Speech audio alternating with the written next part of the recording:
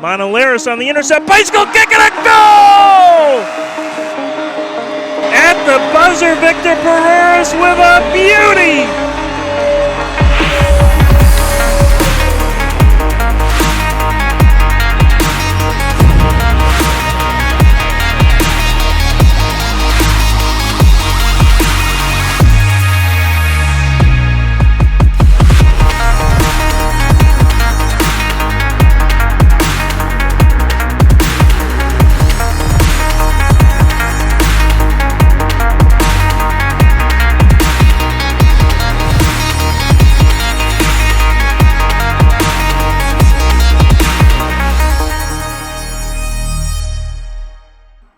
Hello everybody, welcome to the Tropical Tidbits. My name's Finn. And my name is Anya. In today's episode, Finn and I have hijacked the podcast so we get to ask all the questions. Today we are going to talk about the Major Arena Soccer League, and who better to help us out than one of our very own coaches and current Baltimore Blast player, Victor Parrerias. Victor Parrerias has scored 153 goals and recorded 114 assists in his 168-game career with Brownsville Barracudas, Florida Tropics, and Baltimore Blast. This will be his 10th season in the MASL. Please welcome Coach Victor. Thank you guys for having me. It's a pleasure to be here. I didn't know I had this many goals and assists. Okay, yes, let's talk about MASL. It's my 10th season. I feel like I know a little bit about it. I'm getting old to get into the end, but we're going there. All right, so what does a typical training week look like for you? Well, right now I'm kind of in a weird situation. I train far away from the Baltimore, so that's just on me. It's training my head, just to wake up every day and put the work in, usually in the morning. Fitness, strengthening, conditioning. Then I get to work with the academy.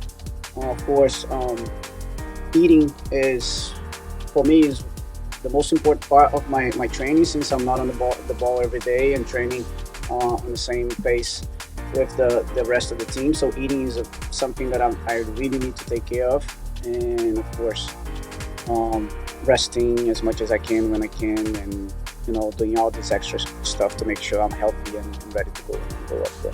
That's awesome. So what is your diet like on a match day? My diet on the match day, I'm a really big fan of rice and beans.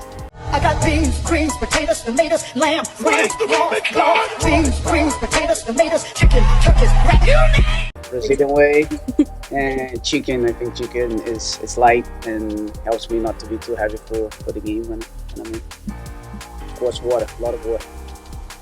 What is the most challenging aspect to playing in the MASL? Well, I would say the most challenging aspect is to give in to the game. When you come in, you think you know all about soccer and you want to put everything in futsal. I played in Brazil, outdoor soccer, and then you jump in the indoor soccer. It's a completely different game, and you battle the game. You're like, why do we play this way? Until you finally get to understand the game, and you're like, yeah, we need to play this way. It eventually gonna show you that you have to play the game, or you're not going to be able to play. So what is your biggest accomplishment in your soccer career? My biggest accomplishment in my soccer career, I would say life. I think soccer gave me everything in life, and that's my accomplishment. It gave my wife. I met my wife because I was playing soccer in Texas. I get my studies because I always play soccer, and I was able to get a scholarship and play and study at the same time. I met my best friends playing soccer. Me and my dad share so many good moments together because of soccer in my family. So I think the life that soccer gave me is probably my biggest accomplishment. I'm very, very proud of it. Other than a home game at Baltimore Blast, what is the most craziest place to play? I think I would say Utica is probably the loudest one. It's a small arena, and the fan is out right on your ear, right by the board. But I wouldn't say scary, but the place I like to play the most is definitely Milwaukee. After Baltimore, when I'm playing home games in Baltimore, it's fun. It's really fun. And I do miss my Florida Tropics too. What is your most memorable moment in the MSL? There are a few ones. I don't like to say one is most memorable, but I think making to the final and losing it, it's definitely is in the back of my head, because I always remember not winning that game and not being champions, and that's what drives me to go out there again and try it again and be champions. So on the negative part, that's probably the most memory in my mind. But the happiest, I think, is when my dad was able to come and watch.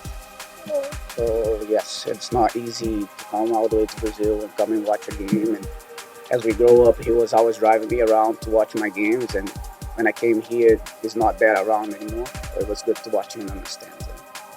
My favorite moment, like watching you play in the MASL, was when you played against the Milwaukee Wave and there was like 2 seconds left on the clock and you scored the header. But they did get away. I fought it winning. Okay, I remember that. Yeah, I thought it went into. I agree with you. I don't think the referees liked us very much that day. Not blaming on the refs, but sometimes we have to, right? Okay, so back when you used to play in Tropics with Coach Lucas, were opponents more scared of you or Coach Lucas on the field? Well, I was more scared of Lucas on the field. This guy in practice, he would get my heels all the time. I was like, Lucas, come on, man, we practice. No, we're gonna do it. We're gonna do it in the game. But I think I'll say myself. I'm not gonna give that much. So back in the MASL, like when the Tropics were still around, who do you think was like the best at attacking? At attacking, I would have to shout out my best friend, Ricardo. Not because he's my best friend, but we always have a good connection and a good partnership. I did play with Zach. Zach is still a big baller in the league, and he's definitely one of the players up there, attacking players. Vini Dantas, Brazilian legend in the game. So, Coach Victor, you seem very competitive. How do you handle tough losses? It's tough. I'm a guy that, and my wife complains about it, I don't talk a lot about it, especially after a big loss. I try to settle, think about it, and avoid talking it as much, only when I have to talk about it. But I can be a very explosive guy if I don't hold myself, and that's why I try to hold myself until some days you can't. But yeah, it's a tough moment for me. I think for every player that competes and leaves the game, it's definitely the hardest moment in soccer. It's between that and being injured. But yeah, I try to control myself as much. Yeah. So being a captain of the Tropics, like if the team wasn't playing well or like not doing good, how would you like get them to like start playing better? Finn, I will tell you a secret, okay? It was never in my intention to be a captain for the Tropics. They literally showed up and say, "Hey, Victor, you're the captain." I'm like, what? I don't know if I want that. And I took the role. It's probably one of the most difficult roles in the soccer team. I always was that guy that liked to enjoy practice. I used to keep people accountable, but I was more kept accountable at that point. And then when you're the captain, you can be that player, right? You gotta make sure you're keeping people accountable. You gotta be working hard every day. You gotta be not just speaking, but show with action. And that was a challenge for me. That was definitely a challenge because I had to change my whole habit in practice. I don't know. It was different. But it served well. It put me in, I think, in a different level of a player. Made me better. You do get in some, not altercation, but some conflicts because you're now more exposed and you need to face the problems that are going on in the group. It makes you grow, makes you be more mature, 100%. But the most difficult thing was me getting into the role. I think that was the most difficult thing, like adapting to the role that I needed to be. And I think I did a pretty good well in the end of the day, but it took me about 3 years. What qualities do you think makes like a good captain? Like, what did you have to change? What quality do you think I have that? Yeah. Like, what made you a good cap? Why do you think they picked you to be? I don't know, maybe because I think I show more with actions than I don't talk a lot, and when I open my mouth, it's because that needs to be said. And I think I was probably the oldest player in the Tropics history, so I've been there since the beginning of the franchise. There were other players with me as well, but I think being in the Tropics for that long was probably the reason they picked me to be the captain. The fans were familiar with me, and I think Clay, I have a really good relationship with Clay. When you're a captain, you're an extension of both, you're an extension of the players and coach. So you're kind of the middleman, right? When the coach wants something, you need to pass it along. When the players want something, you need to pass it along to the coaches. So I think my relationship with Clay was good, and being a veteran in the team, it's probably another reason I was picked. That's awesome. That is a good question for Clay, though. So what is your favorite goal you've ever scored, or best goal? Best goal, I'll go with a bicycle kick. That was a pretty cool one to score. It was a hype one. Probably there are others more important than that goal, but favorite goal to watch and rewatch, yeah, bicycle kick.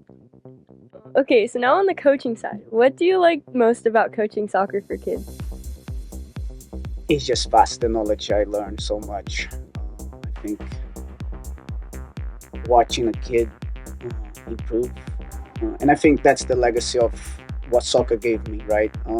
When you grow up, you have that dream that you want to be a soccer player, you want to play in the big leagues, you want to be a Messi or Ronaldo. That's how you grow up dreaming about it. And then eventually I figured out that my timing here with soccer was pass it on to people, and I'm really enjoying coaching, just being on the field and being with the kids, and it's so much pleasure in watching the kids being able to do something that they couldn't do 2 weeks ago, you know. So, and seeing them put in the work and finally showing on the field is definitely what's making me happy right now, you know. Oh, that's great. Okay, so what advice would you give to someone aspiring to play professional soccer? Work hard is definitely, everybody gonna say the same thing. Work hard, right? But dream about it. Dream about it and go for it. Yeah, if you dream about it, you have passion to go, and that's what you really want. Working hard is just gonna be an easy thing to do, right? But you really need to dream about it and want it.